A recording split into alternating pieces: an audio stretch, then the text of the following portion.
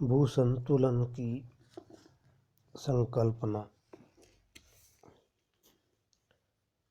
भूतल पर पर्वत, पठार, मैदान, झीलें तथा महासागर आदि पाए जाते हैं, जिनके आकार में पर्याप्त अंतर पाया जाता है।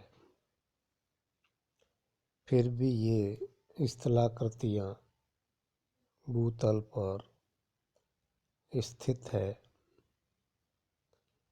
इस प्रकार यह प्रकट होता है कि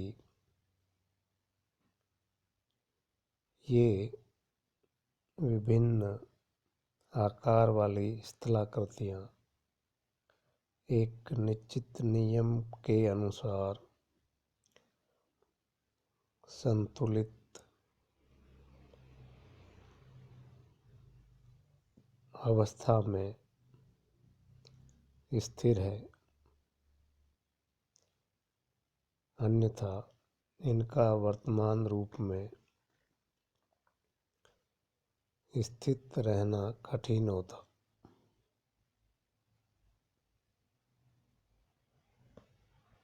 इस प्रकार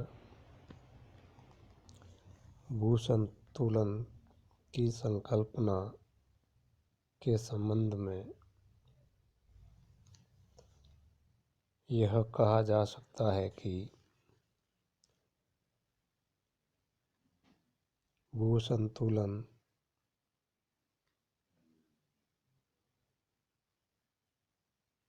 में पृथ्वी के ऊपर स्थित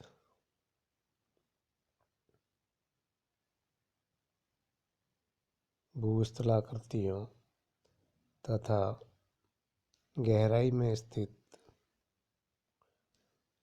भूस्थलाकृतियों के मध्य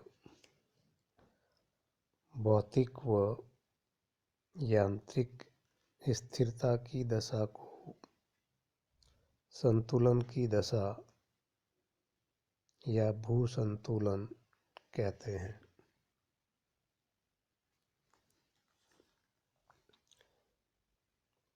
आइसोस्टेसी शब्द ग्रीक शब्द आइसोस्टेसियस से लिया गया है, जिसका तात्पर्य समस्थिति या इनइक्विपोसिया होता है। यद्यपि इस क्षेत्र में कार्य 1859 में प्रारंभ हुआ था, फिर भी आइसोस्टेसी शब्द का उपयोग सर्वप्रथम अमेरिकन भूगर्भवेत्ता डटन द्वारा 1889 ईस्वी में किया गया।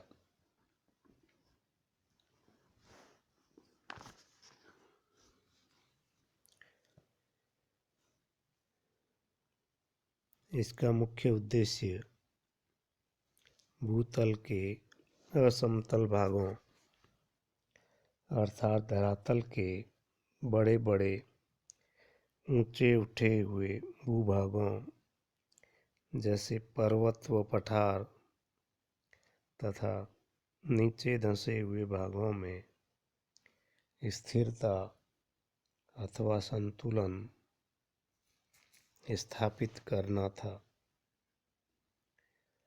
डटन का यह मत था कि पृथ्वी के ऊंचे ऊंचे पर्वत, पठार, मैदान तथा सामुद्रिक तली के नीचे स्थित पदार्थ का भार बराबर होगा। डटन के अनुसार ऊंचे उठे भागों का घनत्व कम तथा नीचे धंसे भागों का घनत्व अधिक होगा, तभी सबका भार एक रेखा के सहारे बराबर होता है। इस आधार तल को समदबाव तल या समतोल तल अथवा क्षतिपूर्ति तल कहा जा सकता है। इस तल के सहारे सभी भागों का भार अथवा दबाव बराबर होना चाहिए। जब किसी कारण से एक भाग का भार या दबाव बढ़ जाता है तथा दूसरे का कम हो जाता है, तब भू संतुलन समाप्त हो जाता है। इस संतुलन को पुनः स्थापित करने के लिए क्षतिपूर्ति करना होता है। जब नदियों द्वारा सागर में तथा डेल्टाई भाग में निक्षेप होने लगता है, तब डेल्टाई भाग का भार बढ़ने लगता है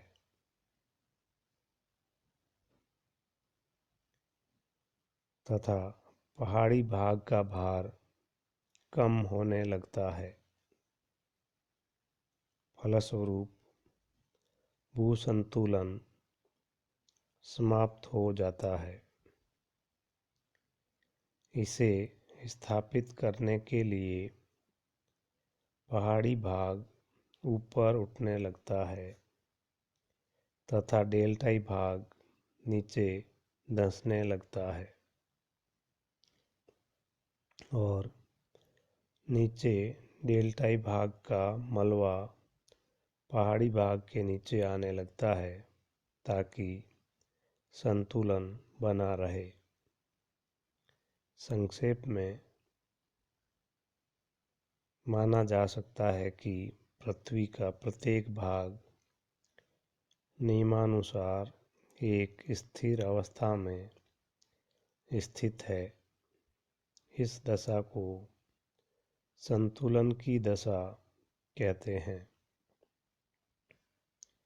इस प्रकार पृथ्वी के धरातल पर जहाँ कहीं भी संतुलन होता है, वहाँ पर बराबर धरातलीय क्षेत्र के नीचे पदार्थ का बराबर द्रव्यमान होता है। संतुलन के सिद्धांत का साधारण तौर पर यह तात्पर्य होता है कि पृथ्वी में ऐसा तल या क्षतिपूर्ति तल होता है जिसके ऊपर चट्टानों की रचना के अनुसार विभिन्न भागों के पदार्थों के घनत्व में अंतर पाया जाता है, लेकिन उस तल के नीचे घनत्व सर्वत्र समान होता है। किसी भाग के घनत्व तथा ऊंचाई में उल्टा अनुमान होता है, उल्टा अनुपात होता है, अर्थात ऊंचे भाग का घनत्व कम होगा तथा निचले भाग का घनत्व अधिक होगा। इस प्रकार पर्वतों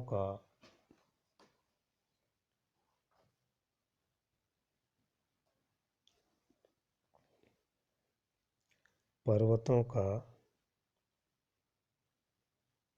घनत्व पठारों से कम तथा पठारों का मैदानों से कम व मैदानों का घनत्व सागर तली से कम होता है,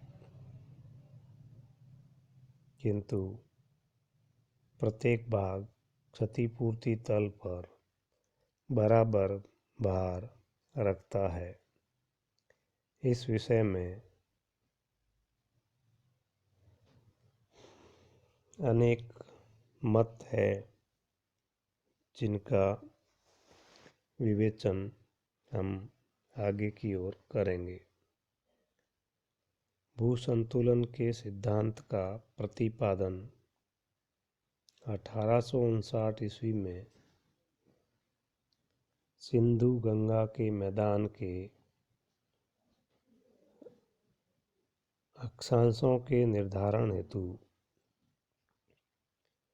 भू सर्वेक्षण भारत के surveyor general sir George Everest के निर्देशन में हो रहा था।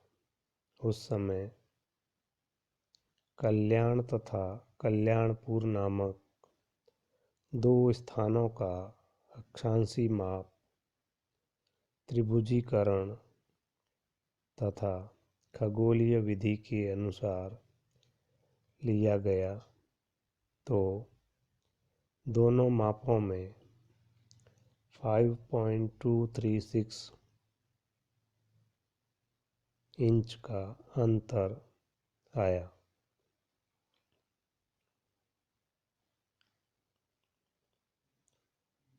कल्याण हिमालय से मात्र 60 मील दूर स्थित था। इस प्रकार जब दोनों मापों में अंतर आने का कारण पूछा गया तो एरी ने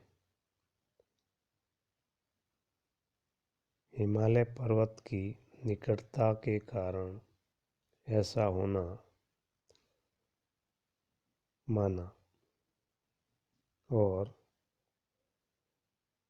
हिमालय अपनी आकर्षण शक्ति से पेंडुलम को आकर्षित कर रहा है, ऐसा कहा। इस तरह प्रथम तथ्य का सूत्रपात हुआ कि हिमालय की आकर्षण शक्ति माप में अंतर का कारण थी।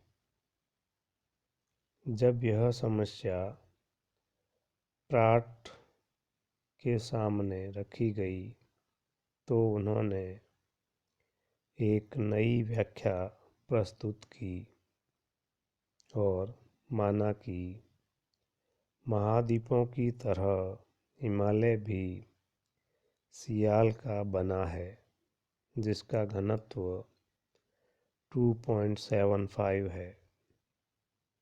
इस आधार पर जब उन्होंने गणना की तो यह अंतर और आना चाहिए था, जो कि 15.885 के बराबर था, सेकंड के बराबर था।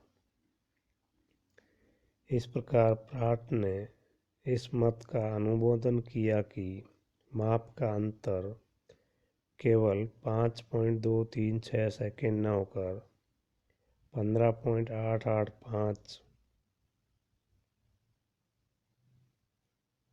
सेकंड होना चाहिए था, अर्थात हिमालय को पेंडुलम को और अधिक आकर्षित करना चाहिए था। प्राट के अनुसार हिमालय यदि 2.75 घनत्व वाले चट्टानों का बना है तो वह सही रूप से अपनी आकर्षण शक्ति का प्रयोग नहीं कर रहा है। आगे चलकर एरी तथा प्राट की व्याख्याओं ने एक दूसरी समस्या को जन्म दिया। हिमालय की कम आकर्षण शक्ति का वास्तविक कारण क्या है? इस संबंध में इन्होंने कुछ तथ्य प्रस्तुत किए। पहला, हिमालय एक खोखला भाग है जिसके अंदर चट्टान न होकर बुलबुले या हवा भरी हुई है। इस कारण पर्वत का भार तथा घनत्व कम होगा।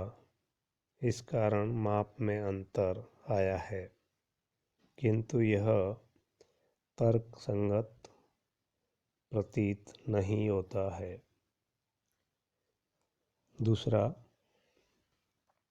हिमालय के ऊपरी अतिरिक्त पदार्थ का संतुलन उसके नीचे के कम घनत्व वाले पदार्थ से होता है। इस कारण समस्त भार कम होगा तथा आकर्षण शक्ति भी कम होगी। तीसरा, हिमालय के चट्टानों का घनत्व स्वयं कम होगा, जिस कारण पर्वत का भार तथा आकर्षण शक्ति कम होगी। चौथा, यह माना गया कि पृथ्वी के अंदर एक ऐसा तल होता है जिसके नीचे घनत्व में अंतर नहीं होता है, केवल इस तल के ऊपर ही अंतर पाया जाता है। इस प्रकार इस तल के सहारे सभी भाग बराबर भार रखते हैं। इस आधार पर यह मान लिया गया कि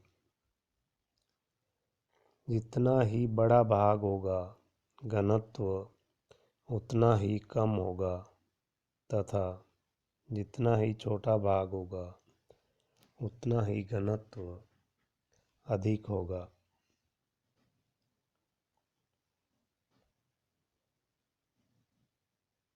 इस प्रकार धीरे धीरे संतुलन के सिद्धांत का प्रतिपादन हुआ और कालांतर में इस विषय में कई भूगर्भवेताओं ने अपने मत प्रस्तुत किए।